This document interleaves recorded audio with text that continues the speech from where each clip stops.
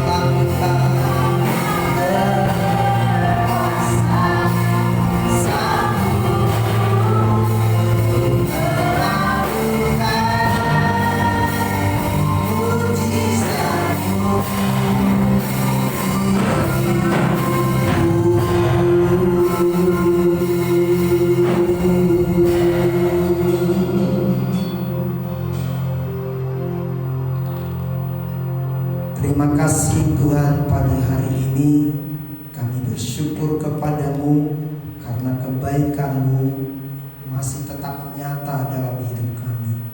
Tuhan mengasihi kami dan melindungi kami, sehingga kami boleh Tuhan bersekutu lagi di dalam Tuhan, boleh menyembah Engkau, boleh memuliakan Tuhan, boleh memuji Engkau. Kami bersyukur Tuhan. Dekat pada Tuhan, itulah sumber ketenangan kami. Tuhan Yesus, kami percaya pujian yang kami naikkan boleh satu persembahan yang menyenangkan hati Tuhan. Pada kesempatan ini Tuhan, kami mau terima firman-Mu, kami mau terima perkataan-Mu, sumber kekuatan kami, sumber jawaban dalam hidup kami, sumber nasihat yang indah bagi kami. Oleh sebab itu urapi kami semua, berikan kami pengertian, supaya perkataan-Mu yang kami terima jadi kekuatan dan berkat bagi kami. Kami siapkan hati, kami terima firman-Mu. Dalam nama Yesus kami berdoa, haleluya, amin. Shalom Bapak Ibu, saudara sekalian yang terkasih dalam Tuhan, jemaat-jemaat yang saya cintai dan yang saya sangat rindukan. Walaupun kita tidak bisa beribadah bersama-sama datang ke gereja, tapi lewat live streaming hari ini kita siapkan hati semua untuk beribadah. Saya berterima kasih buat Bapak Ibu sekalian. Persekutuan kita dengan Tuhan itu sangat penting. Persekutuan kita dengan Tuhan itu sangat menentukan iman kita, sangat menentukan rohani kita, sangat menentukan perjalanan hidup kita, sangat menentukan kekuatan kita. Oleh sebab itu saudara-saudara, persekutuan kita dengan Tuhan harus terus kita lanjutkan, harus terus kita tumbuhkan, harus terus kita pelihara. Puji nama Tuhan. Pagi ini mari kita buka Alkitab kita di dalam Injil Matius pasal yang ke-11 ayat yang ke-28 sampai ayat yang ke-30. Mari Bapak Ibu, saya mengajak kita buka Alkitab kita masing-masing. Ya, saya tunggu sebentar sampai saudara-saudara bisa membuka Alkitabnya. Kalau sudah membuka Alkitabnya, bersama-sama kita membaca, bersama-sama kita ucapkan, supaya perkataan Tuhan ini benar-benar bisa kita serap makna dan pengertiannya, sehingga kita semua boleh menikmati berkat Tuhan. Mari kita baca bersama-sama ayat ini, Injil Matius pasal 11 ayat 28 sampai ayat yang ke-30. Demikian firman Tuhan. 2, 3. Marilah kepadaku semua yang letih lesu dan berbeban berat, aku akan memberi kelegaan kepadamu. Pikulah kuk yang kupasang dan belajarlah padaku, karena aku lemah lembut dan rendah hati, dan jiwamu akan mendapat ketenangan, sebab kuk yang kupasang itu enak dan bebanku pun ringan. Amin. Tema firman Tuhan pagi hari ini yaitu tangan yang terbuka selalu untuk menolong. Sekali lagi, tangan yang terbuka selalu untuk menolong. Saudara-saudara, tangan yang terbuka selalu untuk menolong ini adalah tangan Tuhan. Sebab seperti ayat ini dikatakan, marilah kepadaku semua yang letih lesu dan berbeban berat, aku akan memberi kelegaan kepadamu. Jadi saudara-saudara, perkataan ini sungguh menyejukkan kita, sebab tangan Tuhan itu selalu terbuka untuk menolong kita. Nah, ada beberapa hal yang kita perhatikan dari ayat ini. Yang pertama, di dalam ayat 28 firman Tuhan berkata, marilah kepadaku. Jadi saudara-saudara, yang pertama adalah undangan Tuhan. Jadi Tuhan sendiri yang mengundang kita untuk kita datang, membawa semua kondisi kita yang digambarkan dengan kata letih, lesu, dan berbeban dengan kondisi sekarang yang memberi dampak begitu luas sampai kepada sendi-sendi kehidupan kita, baik itu pikiran, jiwa, hati kita, itu membuat kita bisa letih, lesu. Bahkan beban dan tanggung jawab yang harus kita penuhi tiap hari merupakan satu beban yang berat. Tapi saudara, kita bersyukur sama Tuhan karena Dia tahu kondisi kita dan Dia tidak membiarkan kita menghadapinya sendiri. Dia tidak membiarkan kita memikulnya sendiri. Maka Dia berkata, marilah kepadaku semua yang letih lesu dan berbeban berat, aku akan memberi kelegaan kepadanya. Jadi saudara-saudara, Tuhan mengundang kita tidak serta-merta hanya diundang, tetapi ada tujuannya. Dengan Dia mengatakan kita disuruh membawa semua beban berat kita, dan Dia akan ganti dengan kelegaan. Puji nama Tuhan. Nah, oleh sebab itu saudara-saudara, jangan sampai kita mengabaikan undangan ini. Jangan sampai kita mengesampingkan undangan ini. Sebab undangan ini datang dari hati Tuhan yang terdalam. Karena Dia tahu kita tidak mampu memikul semua beban kita dengan kekuatan kita sendiri. Sebab itu dengan hati kasih-Nya Dia katakan, marilah kepadaku semua kamu yang letih lesu dan berbeban berat, aku akan memberikan kelegaan kepadamu. Saya percaya saudara-saudara, kita mengakui hari-hari ini kita sedang letih lesu, hari-hari ini kita sedang berbeban berat. Oleh sebab itu undangan Tuhan pasti kita respon bersama-sama. Puji Tuhan. Yang kedua, kita lihat dari ayat yang ke-29 berkata begini, pikulah kuk yang kupasang dan belajarlah padaku. Nah, saudara, yang kedua, Tuhan memberikan tips bagaimana supaya kita bisa merasakan ketenangan. Ya, bagaimana supaya kita jadi tenang, hati kita tenang, pikiran kita tenang, jiwa kita tenang, hidup kita tenang. Ada tips yang Dia katakan di dalam ayat yang ke-29 ini. Dia berkata, pikulah kuk yang kupasang. Jadi untuk kita bisa jadi tenang, maka Tuhan memberikan kita kuk. Saya membaca dan mempelajari kata kuk di sini dari bahasa Yunaninya zoogos. Ya, kata kuk itu berasal dari kata zoogos, artinya kuk atau beban atau sebuah timbangan. Jadi yang menarik dari ketiga kata ini, saya fokus pada kata arti dari kuk atau zoogos ini, yaitu disebut artinya itu timbangan. Saudara pasti lihat timbangan.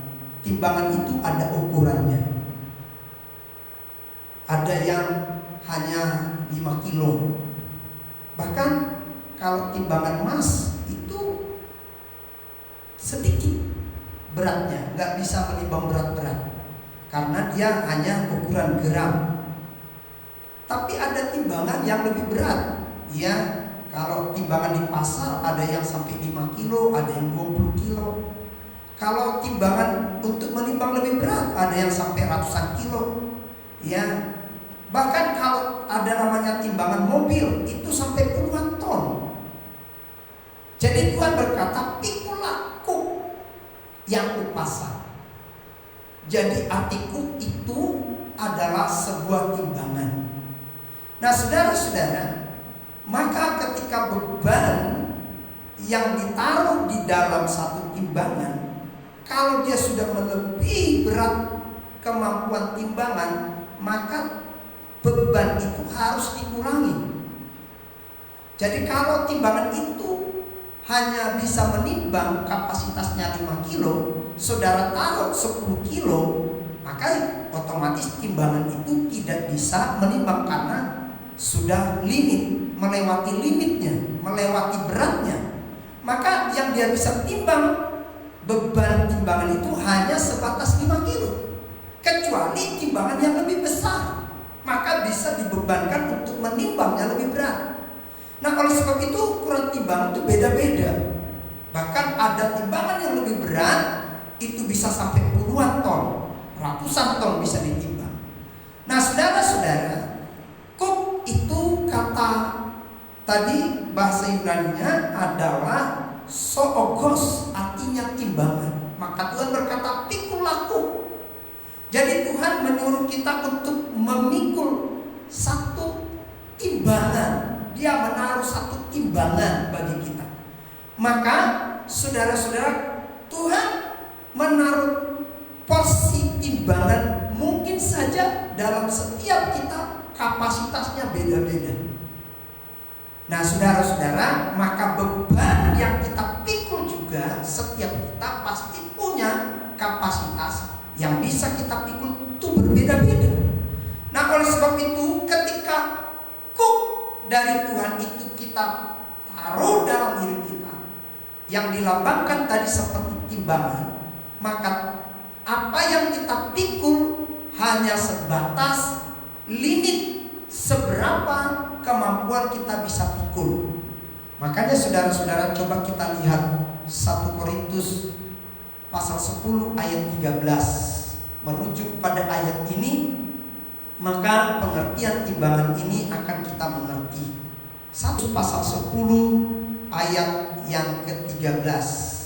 Firman Tuhan kita baca bersama-sama. 1 Korintus 10 ayat 13. Pencobaan yang kamu alami ialah pencobaan biasa yang tidak melebihi kekuatan manusia. Sebab Allah setia, dan karena itu Ia tidak akan membiarkan kamu dicobai melampaui kekuatanmu. Pada waktu kamu dicobai, Ia akan memberikan kepadamu jalan keluar sehingga kamu dapat menanggungnya. Jadi kuk yang disebut tadi dipasang oleh Tuhan untuk kita pikul itu adalah sebuah timbangan. Jadi timbangan itu ada limit batasnya yang bisa dia timbang sesuai dengan kapasitas timbangan tersebut. Nah, oleh sebab itu tidak mungkin orang menimbang di satu timbangan yang melebihi kapasitasnya. Kalau ingin dia tahu berat beban yang dia timbang, maka dia harus mengurangi beban itu untuk dia timbang di dalam kapasitas timbangan tersebut. Nah, demikian juga hidup kita. Makanya ayat ini mengatakan kalau Tuhan mengizinkan pencobaan itu kita pikul, pasti itu tidak melebihi kemampuan kita. Amin. Karena Tuhan tahu limit kemampuan kita. Kalau kita hanya bisa pikul 10 kilo, tidak mungkin dia kasih 50 kilo. Kalau mungkin ada orang yang bisa memikulnya 50 kilo, tidak dibebankannya 100 kilo. Nah, oleh sebab itu saudara-saudara, kuk itu tadi saudara-saudara Tuhan katakan untuk kita pikul. Ayat 29, pikullah kuk yang kupasang. Nah, saudara-saudara, lalu tidak cukup hanya di situ. Di dalam ayat 29 ini yang ketiga berkata begini saudara-saudara, dan belajarlah padaku. Jadi saudara-saudara, tadi kuk itu bicara timbangan, pengertiannya timbangan yang dipasang dalam hidup kita, supaya kapasitas timbangan itu bisa menjadi besar sehingga bebannya bisa kita pikul. Maka firman Tuhan berkata dalam ayat 29 ini, ya, dan belajarlah padaku. Saudara-saudara, ya, bagaimana bisa timbangan atau kapasitas timbangan ini bisa menjadi lebih besar sehingga kita bisa memikul sesuatu lebih besar? Maka firman Tuhan berkata, belajarlah padaku. Saudara-saudara, kata belajar di sini dari bahasa Yunaninya itu mantano, ya, mantano. Pengertiannya mempelajari, belajar, atau menemukan.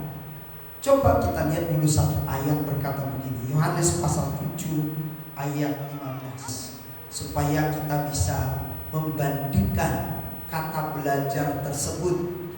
Yohanes pasal 7 ayat yang ke-15, firman Tuhan berkata begini, maka heranlah orang-orang Yahudi dan berkata, bagaimana orang ini mempunyai pengetahuan demikian tanpa belajar? Jadi kalau kita lihat saudara-saudara mulai ayat 14, ya, Tuhan Yesus waktu itu mengajar di bait Allah. Jadi pengajarannya begitu luar biasa, memukau orang-orang, termasuk ahli-ahli Taurat, orang-orang Farisi, orang-orang terdidik, orang-orang yang punya pendidikan yang tinggi dalam bidang keagamaan Yahudi, dalam Taurat, yang udah bertahun-tahun mereka belajar tentang Taurat. Tetapi saudara-saudara, ketika Yesus mengajar, maka mereka heran dan kagum tentang pengajaran Tuhan Yesus. Sehingga mereka berkata, bagaimana orang ini mempunyai pengetahuan yang demikian tanpa belajar? Jadi mereka menuduh saudara-saudara bahwa Tuhan Yesus itu tidak belajar, tidak mendapat pelajaran, alias tiba-tiba saja dia bisa mengerti. Nah, oleh sebab itu perhatikan ayat berikutnya, bagaimana Yesus menjawab orang-orang tersebut. Ayat 16, jawab Yesus kepada mereka, ajaranku tidak berasal dari diriku sendiri, tetapi dari Dia yang telah mengutus aku. Barang siapa mau melakukan kehendaknya, ia akan tahu entah ajaranku ini berasal dari Allah, entah aku berkata-kata dari diriku sendiri.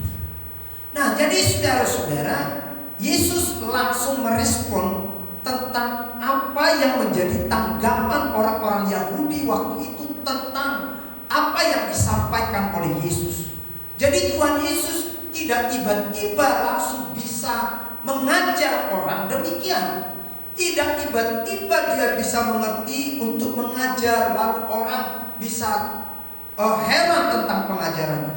Ternyata apa yang Yesus katakan, bahwa sebenarnya apa yang dia dapat itu dia sudah belajar. Ya, kalau kita baca ayat 16, jawab Yesus kepada mereka, ajaranku tidak berasal dari diriku sendiri. Jadi apa yang dia sampaikan, pengajaran yang dia sampaikan, itu bukan dari pikirannya dia sendiri, tetapi dari Dia yang telah mengutus aku. Barang siapa mau melakukan kehendaknya, kehendak Bapa yang dia maksud, ia akan tahu entah ajaranku ini berasal dari Allah, entah aku berkata-kata dari diriku sendiri. Jadi dengan kata lain, saudara-saudara, Yesus sendiri bisa mengajar, dia bisa tahu kehendak Bapa, dia bisa menyampaikan perkara-perkara surga, perkara-perkara yang akan datang, membuat orang bisa heran. Itu tidak datang dengan tiba-tiba, tetapi sekali lagi dia juga belajar. Nah, oleh sebab itu saudara-saudara, kata belajar di dalam ayat ini yang Tuhan Yesus katakan, pikulah kuk yang kupasang dan belajarlah padaku, maka kata belajar kepada Tuhan yang dia maksud, maka kita pun perlu belajar.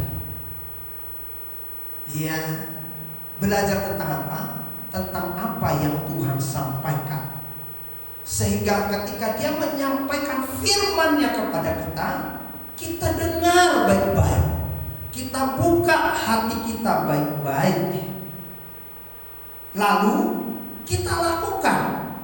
Sehingga saudara-saudara, di dalam melakukan itu, maka hidup kita dari satu kesempatan, dari satu waktu ke waktu yang lain akan menjadi berubah. Saudara-saudara, contohnya begini. Kalau anak baru belajar bicara, Maka orang tuanya, papanya atau mamanya selalu mengajarkan, papa, papa, mama, mama. Nanti dengan biasa si anak menirukan, mencontohkan apa yang ibu atau papanya katakan, maka dia akan terbiasa mengucapkan itu, sehingga dia lama-kelamaan akan tahu mengatakan papa, mama. Bahkan bukan hanya tahu mengucapkan, tapi juga dengan dia menyebut itu, dia akan tahu yang mana bapaknya, yang mana mamanya. Dan itu akan terus menjadi satu kebiasaan yang tidak bisa lagi dirubah, dan itu akan melekat dalam dirinya, dan itu akan terus dia perkatakan. Saudara-saudara, kalau kita mau belajar pada Tuhan dan mau melakukan apa yang kita pelajari dari Tuhan terus-menerus, itu akan menjadi kebiasaan kita, dan itu akan menjadi tabiat kita, dan itu akan membentuk karakter kita. Amin. Dan itulah yang menambah kapasitas yang disebut dengan kata tadi, timbangan. Nah, saudara-saudara, lalu mari kita kembali Matius pasal yang ke-11 ayat 29, kalimat berikutnya dia berkata begini, karena aku lemah lembut dan rendah hati, dan jiwamu akan mendapat ketenangan. Coba kita ulang baca ayat 29 ini. Pikulah kuk yang kupasang dan belajarlah padaku, karena aku lemah lembut dan rendah hati, dan jiwamu akan mendapat ketenangan. Nah, jadi saudara-saudara, sekali lagi kata kuk itu timbangan. Timbangan itu beda-beda kapasitas beratnya yang bisa dia timbang sesuai dengan kapasitas timbangan tersebut. Ya, saudara-saudara, saya sudah gambarkan tadi beberapa jenis-jenis timbangan. Nah, saudara, bagaimana supaya timbangan ini menjadi lebih berat lagi dia bisa timbang? Maka kapasitasnya harus ditambah. Saudara-saudara, lalu kata firman Tuhan, bagaimana supaya diri kita bisa menambah kapasitas sehingga bisa kita sanggup menanggung beban lebih berat? Maka kita harus belajar pada Tuhan. Amin. Ya, kalau kita belajar sama Tuhan, maka itu akan menambah kapasitas kita, sehingga kita akan memiliki tabiat, memiliki karakter seperti Kristus yang disebut dia lemah lembut dan rendah hati. Saudara-saudara, sekarang ini manusia sedang menghadapi banyak dilema, banyak kesulitan, banyak persoalan. Orang kalau sedang menghadapi persoalan, pikirannya kalut, maka dia seringkali dikuasai oleh emosinya. Kalau kita sudah penuh dengan persoalan, penuh beban, masalah, lalu emosi, maka bisa kalap, hilaf, dan melakukan tindakan abnormal, justru menambah persoalan. Nah, oleh sebab itu saudara-saudara, Tuhan berkata belajar, mari kita belajar sama Tuhan, supaya kita bisa sanggup menanggung beban lebih berat. Kita harus belajar sama Tuhan. Dia lemah lembut dan rendah hati. Segala persoalan mari kita tanggapi dengan hati yang lemah lembut dan rendah hati. Kalau kita hadapi dengan hati yang lemah lembut, pikiran yang tenang, hati yang tenang, dengan rendah hati, maka saya percaya di situ akan turun ketenangan. Amin. Maka Tuhan berkata begini ayat 30, sebab kuk yang kupasang itu enak dan bebanku pun ringan. Jadi segala sesuatu yang Tuhan berikan pada kita, dia tidak pernah memaksa. Segala sesuatu yang Tuhan berikan buat kita selalu memberikan ketenangan. Segala sesuatu yang Tuhan berikan buat kita bukan untuk menghancurkan kita. Segala sesuatu yang Tuhan berikan buat kita bukan untuk mau membinasakan kita. Sekalipun kita sedang menghadapi kesulitan, yakinlah bahwa di balik semua itu Tuhan sedang mengajar kita supaya kita lemah lembut dan rendah hati, dan di situ akan kita lihat kebaikan Tuhan mengalir dalam hidup kita. Seperti hukum air, saudara-saudara, air itu akan terus mengalir di mana tempat yang paling rendah, dan dia akan tinggal di tempat yang paling rendah. Saudara-saudara, kalau saudara dan saya mau hidup merendahkan diri di hadapan Tuhan, saya percaya saudara-saudara, aliran kasih Tuhan, pertolongan Tuhan, berkatnya akan tinggal dalam hidup kita. Biarpun situasinya tidak menentu, tetapi kalau kasih Tuhan tinggal dalam hidup kita, maka saudara-saudara, hidup kita pasti tenang. Amin. Nah, oleh sebab itu pada pagi hari ini, biarlah firman Tuhan ini belum menolong kita. Mari kita saudara-saudara membuka diri, membuka hati selalu untuk belajar sama Tuhan. Biar firman-Nya kita taruh dalam hati kita, kita perhatikan baik-baik, lakukan baik-baik, supaya itu mengubah hidup kita, sehingga karakter kita bukan karakter yang arogan, bukan karakter yang emosional, tetapi karakter yang lemah lembut, yang rendah hati, yang tahu diri, yang merendah di hadapan Tuhan, yang selalu datang untuk sujud di hadapan Tuhan, memohon pertolongannya, sehingga hatimu, hatiku menjadi tenang, sehingga segala persoalan boleh datang, tetapi bersama Tuhan kita hadapi, kemenangan pasti terjadi. Tuhan memberkati saudara-saudara pagi ini. Mari kita siapkan hati kita untuk menerima perjamuan kudus. Bapak Ibu di rumah, sesuai dengan anjuran yang kita sudah sampaikan, persiapkan hati saudara untuk terima perjamuan kudus. Biar suami atau bapak di rumah di mana saudara Anda bersekutu menjadi imam yang akan membagikan perjamuan kudus hari ini. Mari saudara-saudara, arahkan hatimu pada Tuhan. Kita nyanyikan satu pujian, lalu nanti perjamuan kudus dibagikan, baru kita siapkan hati untuk terima perjamuan dan kita makan bersama-sama. Haleluya, cintanya dan kasihnya.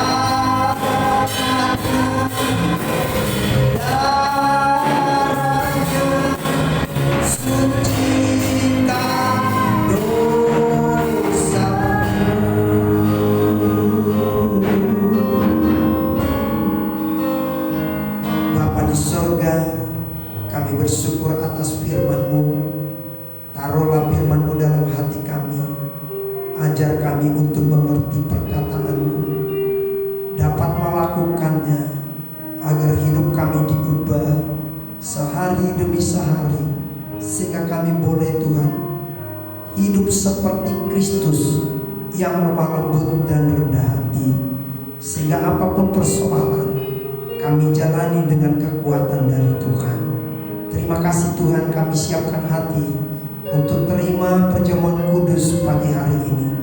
Kuduskan kami, kuduskan yang melayani, baik itu kepala-kepala keluarga dalam rumah-rumah tangga kami, jadi imam. Kuduskan supaya jadi berkat. Roti yang kami makan, anggur yang kami minum, Tuhan kuduskan, dan kami percaya itu menjadi tubuh-Mu, menjadi darah-Mu, menjadi kekuatan bagi kami semua. Kami siapkan hati, kami terima perjamuan kudus yang hari ini. Dalam nama Tuhan Yesus kami berdoa, haleluya, amin. Nyanyikan pujian ini lagi, lalu dibagikan roti dan anggur untuk kita semua.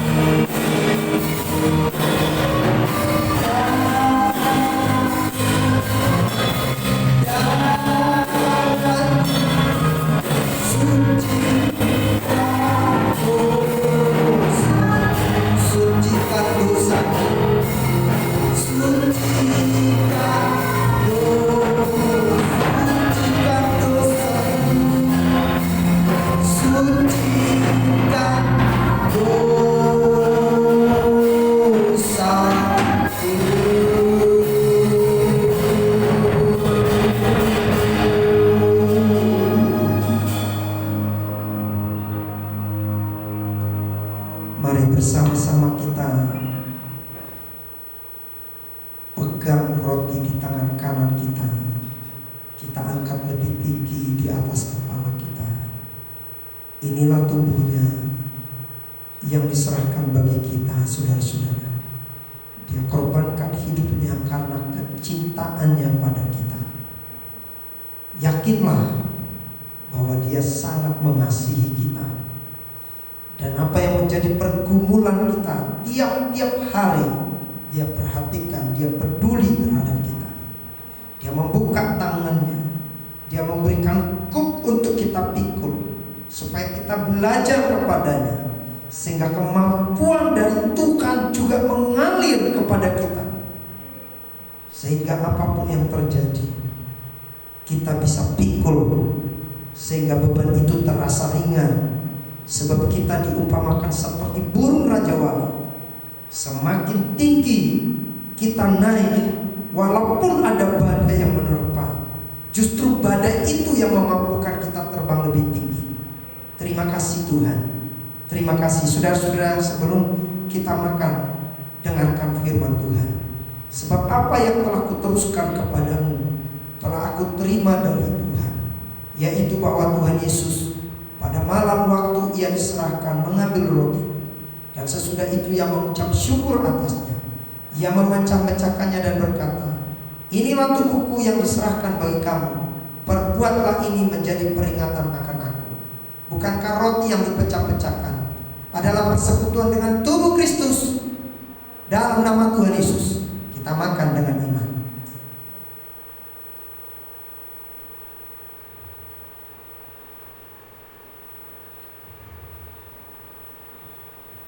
Terima kasih Tuhan. Mari kita angkat cawan ini lebih tinggi di atas kepala kita dengan tangan kanan kita. Haleluya. Terima kasih buat tubuhmu kami makan ya Bapa. Bisa menyatu dengan tubuh kami, sehingga kami ada di dalam Engkau dan Engkau ada di dalam kami. Inilah darahnya yang kita angkat, yang menyucikan kita, sehingga kita dikuduskan, sehingga kita dibenarkan, sehingga kita boleh menyatu dengan Tuhan oleh karena darahnya, dan kita boleh layak di hadapan Tuhan. Sebelum kita minum, dengarkan firman Tuhan. Demikian juga ia mengambil cawan sesudah makan lalu berkata, cawan ini adalah perjanjian baru yang dimateraikan oleh darahku. Perbuatlah ini setiap kali kamu meminumnya menjadi peringatan akan aku. Bukankah cawan pengucapan syukur yang atasnya kita ucapkan syukur adalah persekutuan dengan darah Kristus? Haleluya. Dalam nama Tuhan Yesus kita minum dengan iman.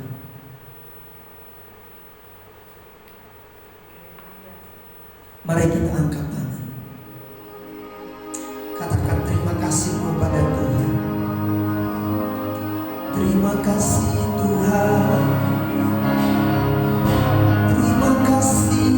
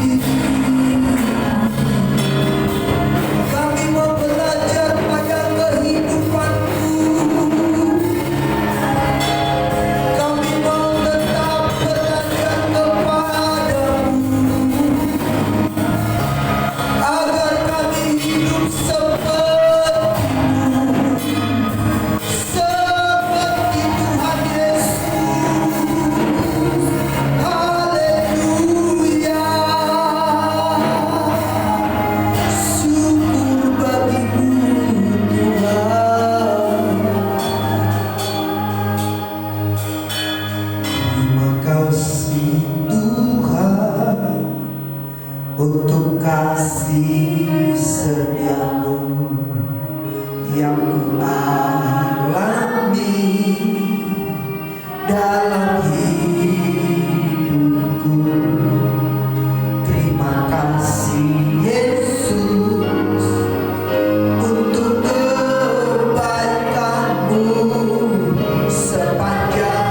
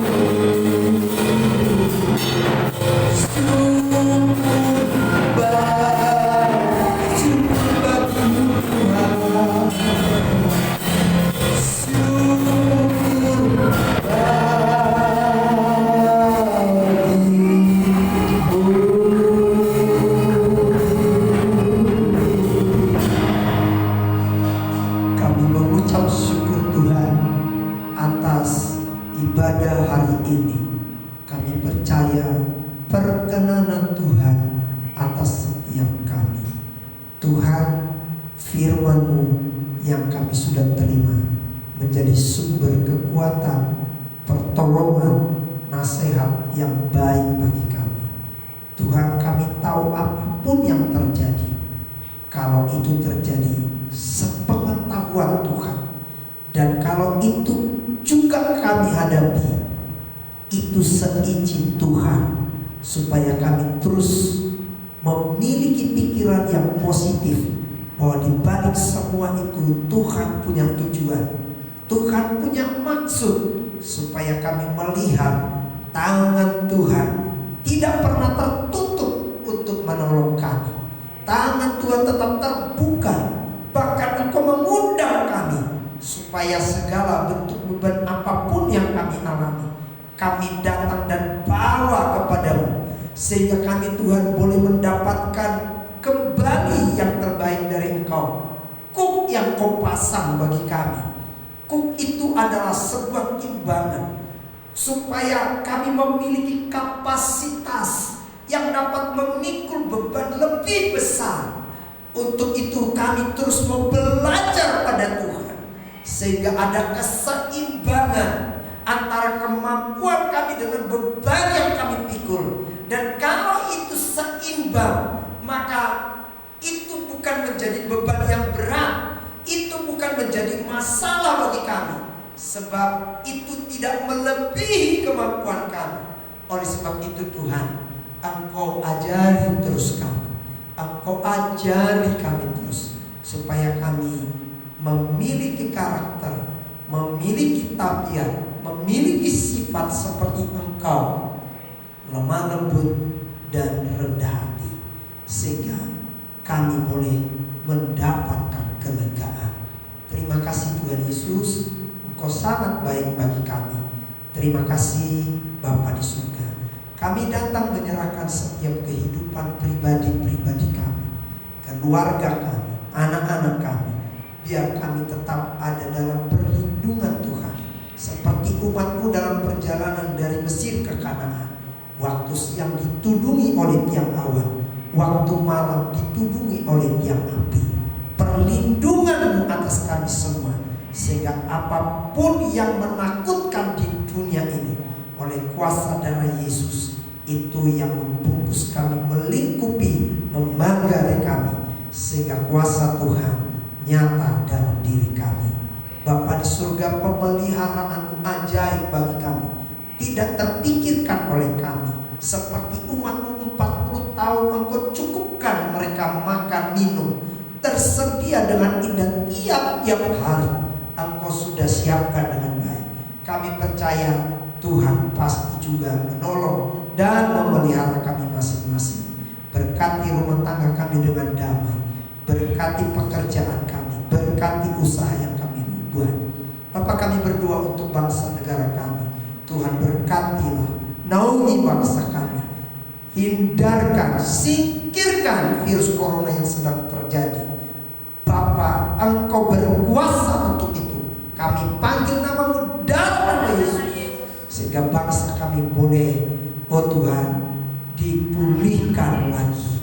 Bangsa kami boleh dipulihkan lagi. Terima kasih Tuhan. Berkati pemimpin kami, presiden, wakil presiden.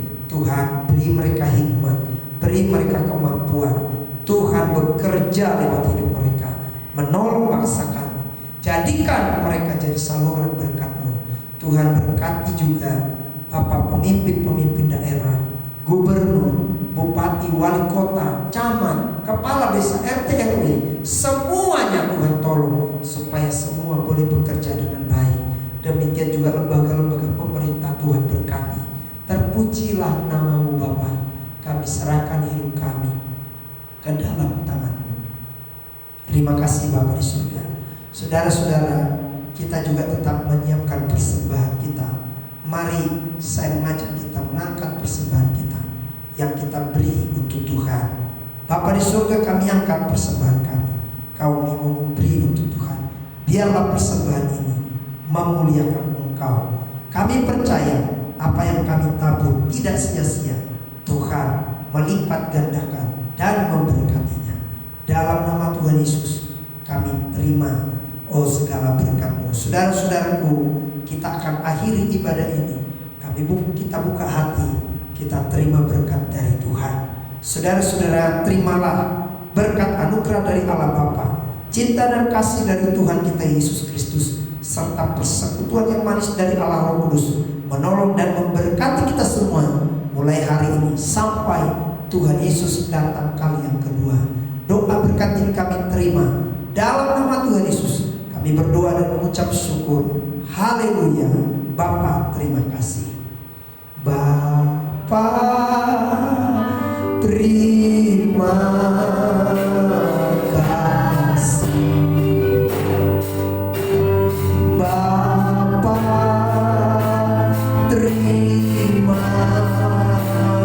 kasih.